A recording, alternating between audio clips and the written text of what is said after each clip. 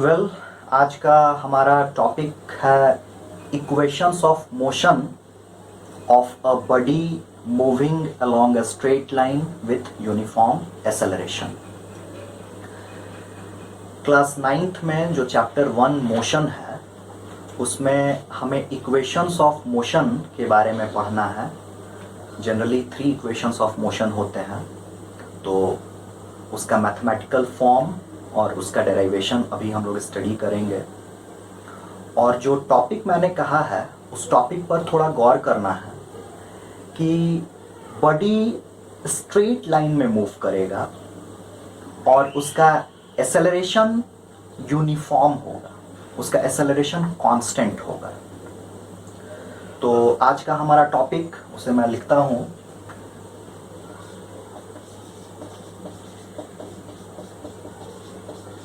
Equations of motion of a body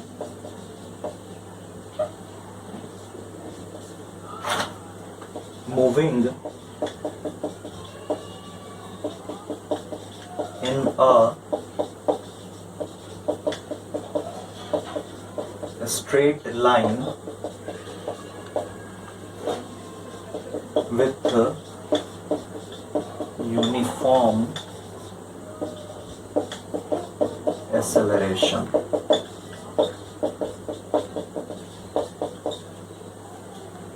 यहाँ पर आप गौर कीजिए कि बॉडी स्ट्रेट लाइन में मूव कर रहा है और उसका एक्सेलरेशन यूनिफॉर्म है। तो आगे इक्वेशंस ऑफ मोशन को स्टडी करने से पहले थोड़ा यूनिफॉर्म एक्सेलरेशन के बारे में हम लोग जान लेते हैं कि आखिर यूनिफॉर्म एक्सेलरेशन का यहाँ क्या मीनिंग है। तो ये जो यूनिफॉर्म एक्सेलरेशन कहा जा रहा है इसे हम लोग कांस्टेंट एक्सेलरेशन भी कहते हैं। कांस्टेंट एक्सेलरेशन,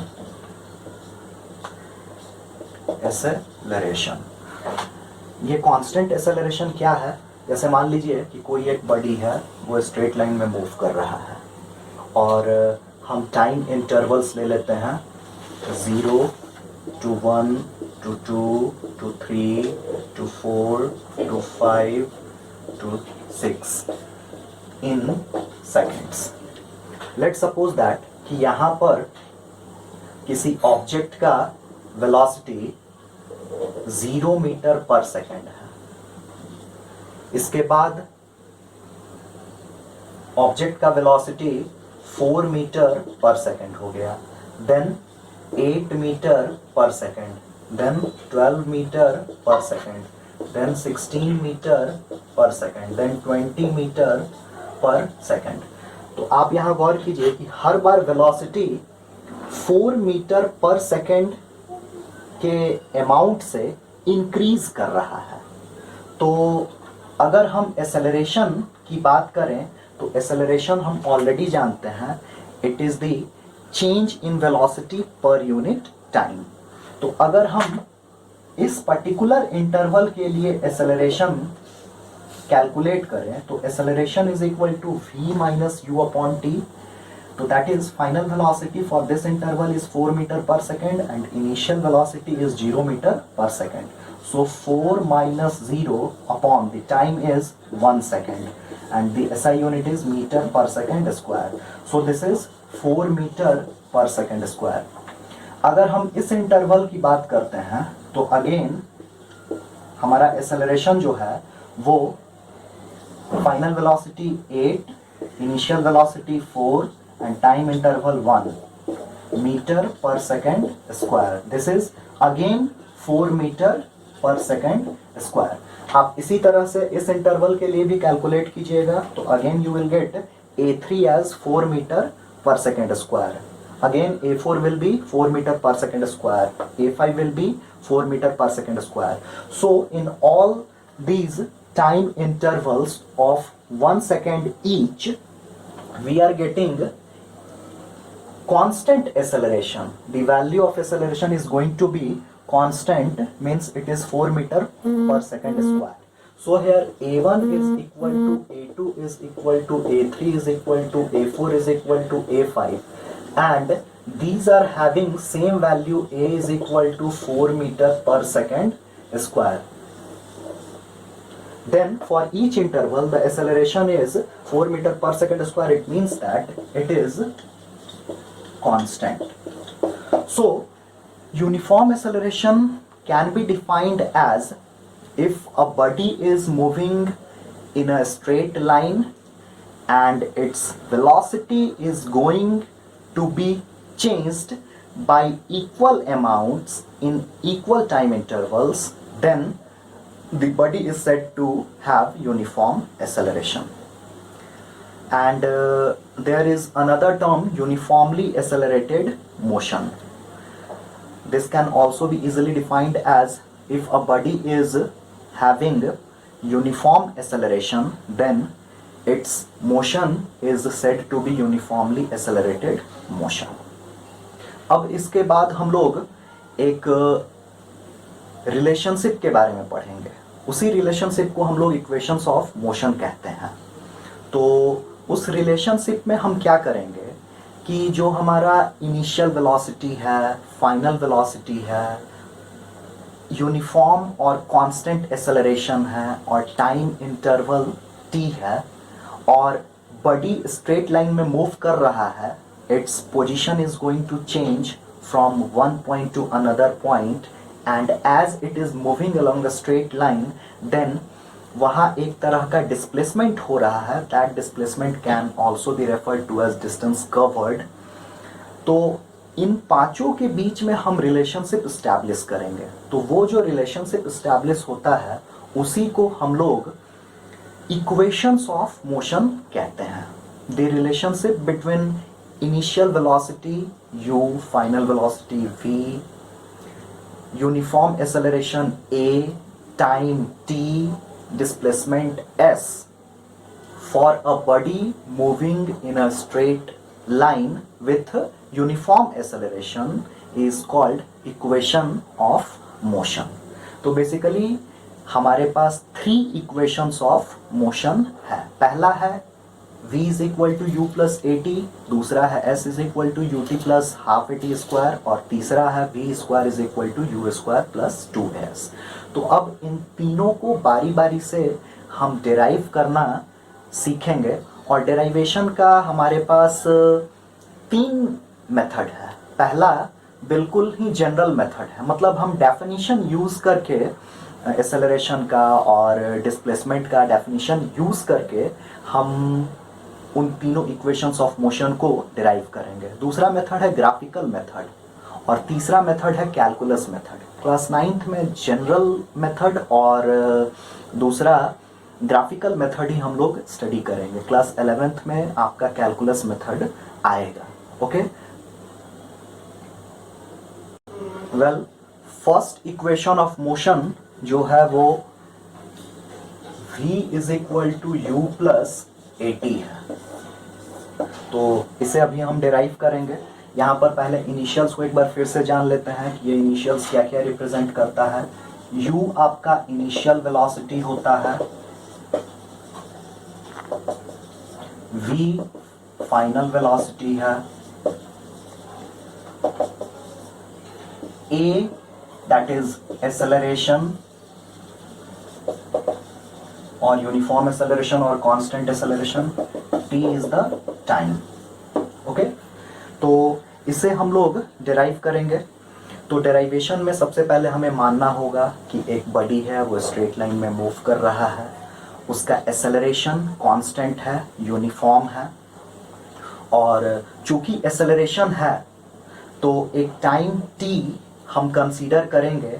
तो इनिशियली उस बॉडी का कुछ ना कुछ वेलोसिटी होगा तो उसे हम u मान लेते हैं जिसे हम इनिशियल वेलोसिटी कहेंगे.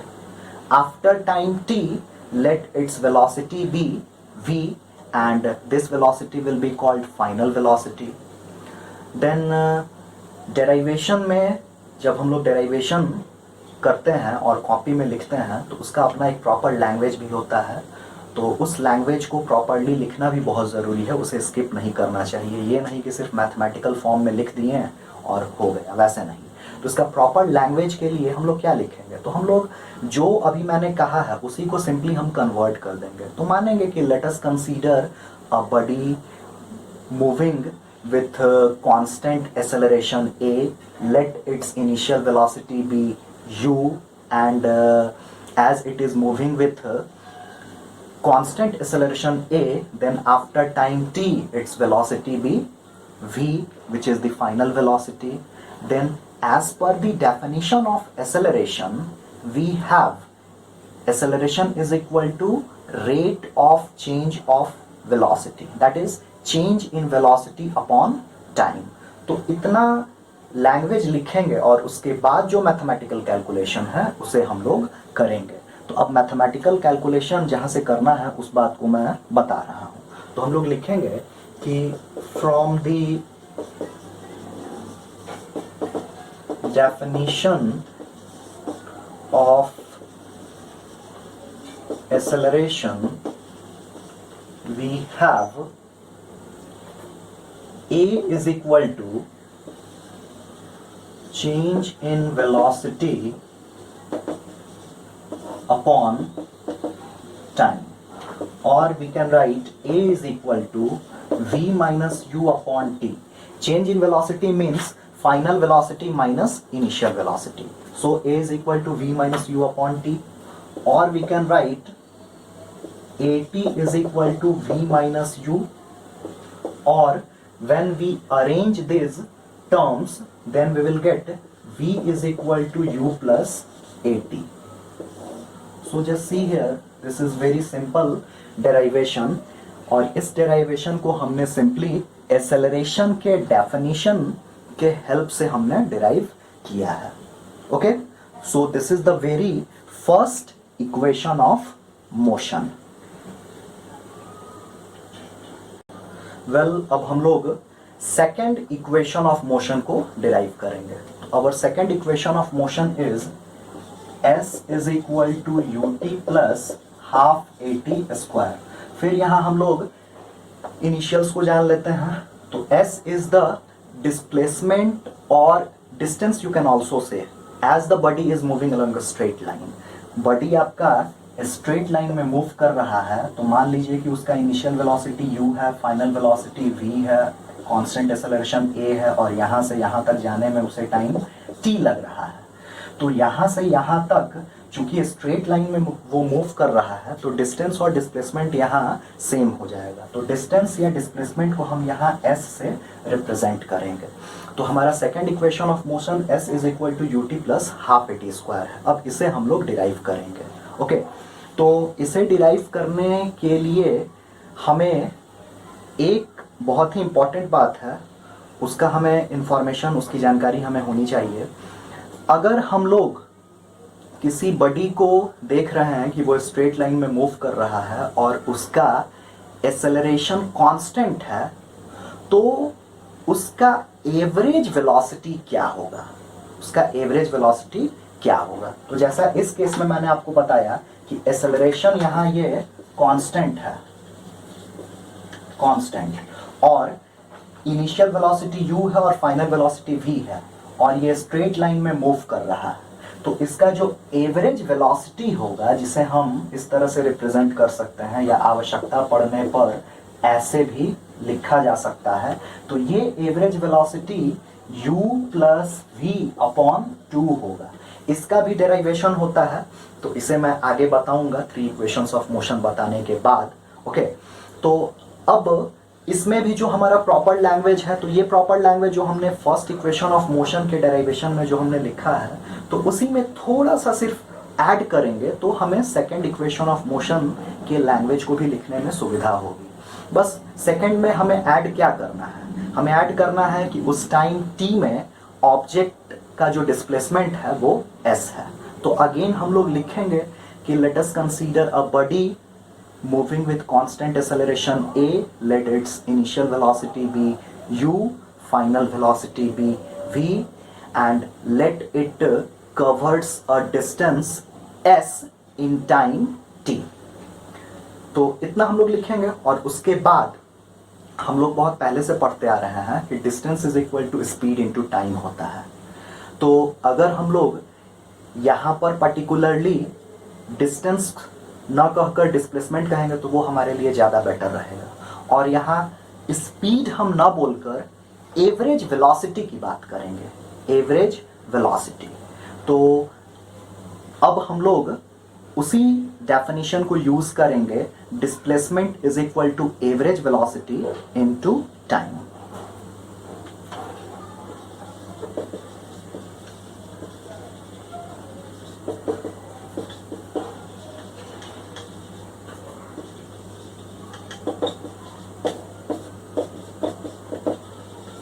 into time, or we can write s is equal to average velocity into time, or we can write s is equal to u plus v upon 2 into t, or we can write s is equal to, just see here, एक derivation को derive करने के लिए हम किसी already derived equation को use कर सकते हैं।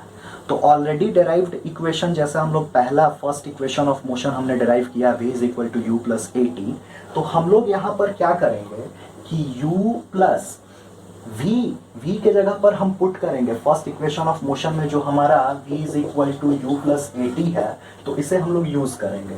तो इसे हम लिखेंगे u plus a T upon 2 and this is t. So finally what we will get, s is equal to u plus u, then we will get 2u plus at upon 2 times t. Okay, अब इसे थोड़ा और solve करेंगे तो this t will be multiplied by both the terms, then what we will get, s is equal to 2ut plus at square upon 2। अब आगे क्या करेंगे कि इस 2 डेनोमिनेटर को हम अलग अलग करेंगे। तो जैसे ही हम अलग अलग करेंगे तो ये हो जाएगा 2ut plus upon 2 plus at square upon 2। Okay, तो अब यहाँ पर ये 2 और ये 2 कैंसिल हो जाएगा, तो फाइनली हम क्या लिख सकते हैं, therefore s is equal to ut plus half at square. Okay, so this is our second equation of motion, s is equal to ut plus half at square। तो ये भी बहुत इजी है।